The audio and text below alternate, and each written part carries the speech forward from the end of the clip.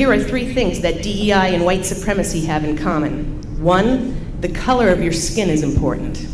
2, you should make judgments about others based on their skin color. 3, having dark skin means you are oppressed and unable to achieve or perform at the same level as people with light skin. DEI teaches the bigotry of low expectations, that dark-skinned students are not smart, capable, or resourceful enough to compete without the help of white teachers and white students. But there's a big difference between equality and equity. Equality is immoral and essential. It's a state of being equal, especially in rights and opportunities. But equity, the E in DEI, has to do with outcome.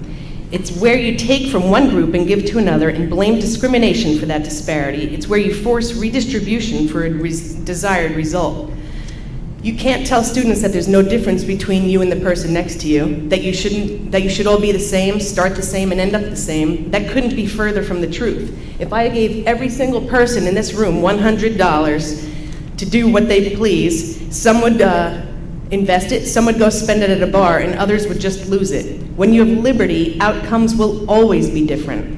Some will be rewarded for good choices, and some will be penalized for bad choices. Or if you apply those same principles to sports, everyone loves a good game and wants their team to win. But if you take athletes, give them the same locker room, the same equipment to train on, the same coach, same uniforms, would you expect and celebrate a tie game every time?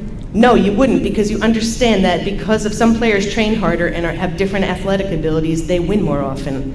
It's very important to communicate to kids the difference between equality and equity, because the 2 things are very different.